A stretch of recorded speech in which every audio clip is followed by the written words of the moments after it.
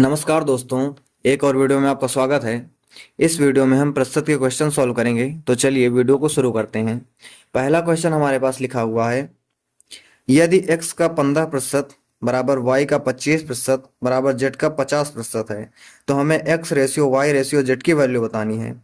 तो सबसे पहले हम क्वेश्चन को लिख लेते हैं। क्या लिखा हुआ है कि x का 15% मतलब 15/100 बराबर y का 25% यानी कि y इंटू 25/100 बराबर है z के 50% के, यानी कि z इंटू 50/100। तो यहाँ पे सबसे पहले तो 100 100 100 ये तीनों कट जाएंगे। इसके बाद में अगर हम 5 से इसको काटते हैं तो 5×3 = 15, 5 से इसको काटते हैं 5×5 = 25, 5 से इसको काटते हैं 5×10 = 50। तो हो जाएगा 3x इक्वल टू 5y और इक्वल टू 10z। अब हमें क्या करना है कि इन तीनों में 3, 5 और 10 के एलसीएम से डिवाइड कर देना है। 3, 5 और 10, इन तीनों का जो एलसीएम होता है वो कितना होता है हमारे पास? 30 होता है। तो हम इन तीनों को क्या करेंगे कि 30 से डिवाइड कर देंगे। याद रखना एलसीएम से हमें डिवाइड करना है।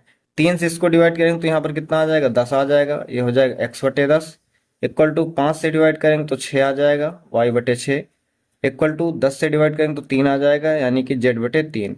तो यहाँ पर अब आ गया हमारा answer x ratio y ratio z बराबर कितना है? 10/6/3। 10/6/3। ये हमारे क्वेश्चन का आंसर हो जाएगा।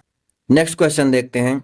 लिखा हुआ है, यदि किसी संख्या के 28% का मान 20 के बराबर है तो 49% का मान क्या होगा?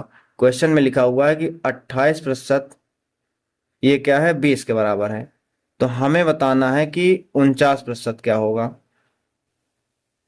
ठीक है, तो देखो इसके लिए तरीका क्या होता है कि जो वैल्यू दी हुई होती है सबसे पहले हम उसको लिख लेते हैं। जितना प्रतिशत हमें दिया हुआ होता है उसको हम डिवाइड में लिखते हैं और जो निकालना होता है उसको हम मल्टीप्लाई में लिखते हैं। ठीक है, अब इसको हम कैलकुलेट कर लेंगे तो 7×4 = 28, 7×7 = 49, 4×1 = 4, 4×5 = 20। मल्टीप्लाई करेंगे तो 7×5 कितना हो जाएगा? 35। ये हो जाएगा क्या? 49% की वैल्यू, और यही हमारे क्वेश्चन का आंसर हो जाएगा।